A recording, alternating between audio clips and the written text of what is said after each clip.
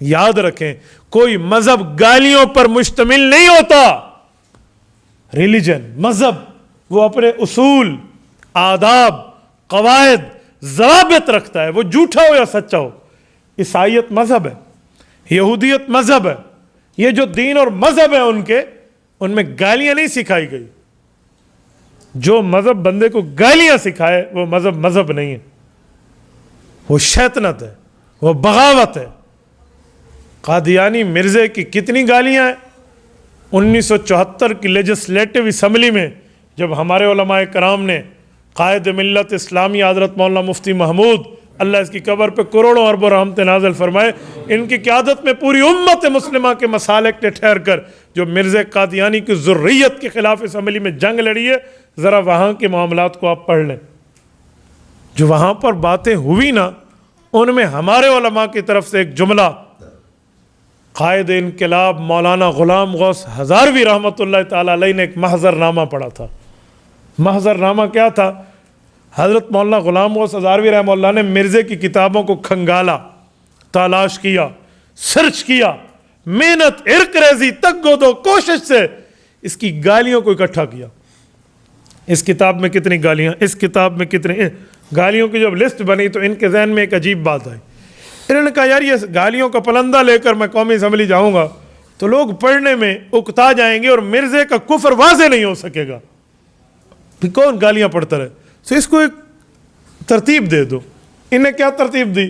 ان نے حروف تہجی دیکھے، الف سے یا تک، پھر الف با تا سا جیم ہا خا، یہ اس طرح کر کے نا اس کی گالیاں اکٹھی کی کہ الف سے مرزے نے کتنی گالیاں دی ہیں، با سے کتنی دی ہیں، تا سے کتنی دی ہیں، ثا سے کتنی دی ہیں، یا آپ کی زبان میں کہوں الف بے تے سے کتنی دی ہیں. کیا ترتیب ہے؟ پورے یا تک اس کی گالیوں کی لسٹ بنائی اور وہاں محضر نامہ جا کر اسمبلی میں پیش کیا کہ اسمبلی کے لوگوں یہ دیکھو، نبی گالیاں دینے والا ہوتا ہے؟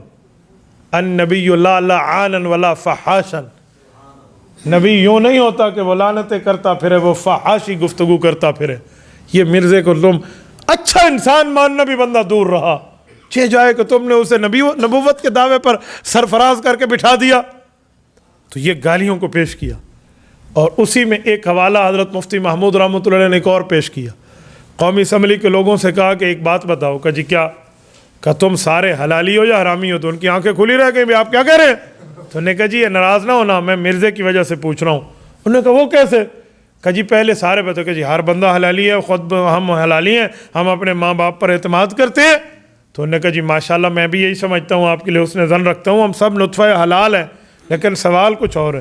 کہ جی وہ کیا؟ کہ تم سارے مرزے کو نبی مانتے ہو؟ انہوں نے کہا جی ہم تو نہیں مانتے، ہم تو حضور پاک علیہ السلام کو مانتے ہیں. ہم پہلے گناہ گار تھوڑی ہیں کہ ایک لعنت اپنے متھے اور لے لے.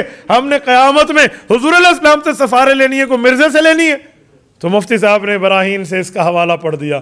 جو مرزا قادیانی کہتے ہیں سنو حلالی اور حرامی کی پہچان سنو، سنو نطفہ حلال اور نطفہ حرام کی پہچان سنو. کہ جی وہ کیا؟ کہ کل مسلم یصدقنی، مرزے نے اپنی عربی بنا کر عبارت لکھی، وَيَقْبَلُ دعوتی إِلَّا ذُرِّيَّةَ الْبَغَايَا. کہ دیکھو جو مرزے کو نبی مانے وہ حلال نطفہ ہے، جو مرزے کو نبی نہ مانے وہ بالکل فحاش عورت کی اولاد ہے. تو یہ پیش کیا کہ یہ دیکھو، یعنی وہاں پر قومی اسمبلی میں آپ مجھے بتائیں کوئی ایک ایم این اے، کوئی ایک رکن تو مرزے کے حق میں بولتا کہ یار تھوڑے گنجارہ کرو، کوئی گنجائش نکالو، کوئی سپیس نکالو، کچھ نرمی کرو، یار کوئی ہاتھ ہولا رکھو؟ کسی نے کچھ نہیں کہا. سب نے کہا جی اس بے ایمان کو لکھو اس بے ایمانی کے نام پہ. اچھا جب لکھنے کی باری آئی نا، کوئی بندہ کچھ کہہ رہا تھا؟ جب باری آئی نا لکھنے کی آئین میں، تو حضرت مفتی محمود رحمۃ اللہ علیہ فرماتے ہیں ہم ایک عجیب آزمائش میں مبتلا ہو گئے. اس وقت کے لکھاری نے ہمیں کہا کہ قانون اور آئین کے حاشیے پہ بالکل ایک سائیڈ پہ لکھتے ہیں قادیانی بے ایمان مرزے کا نام، ادھر نہیں لکھتے آئین کے اندر.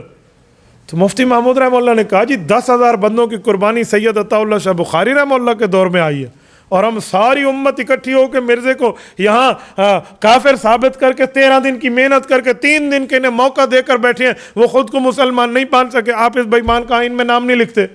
تو اس لکھاری نے کہا کہ مفتی محمود صاحب آپ تو عالم دین ہیں، آپ تو بہت اچھے ہیں، مرزا تو بڑا بے ایمان نام ہے، اس کے نام سے آئین پلیت ہو جائے گا، تو اس پلیت نام کو ادھر نہیں لکھنا چاہیے۔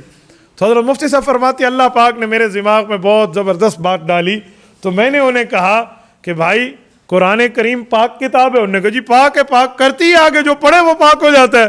تو کہا قرآن میں شیطان کا نام ہے، فرعون کا نام ہے، قارون کا نام ہے، حامان کا نام ہے، یہ سارے بے ایمانینوں کے نام اللہ نے ذکر کر کے ان پر رد فرمایا ہے۔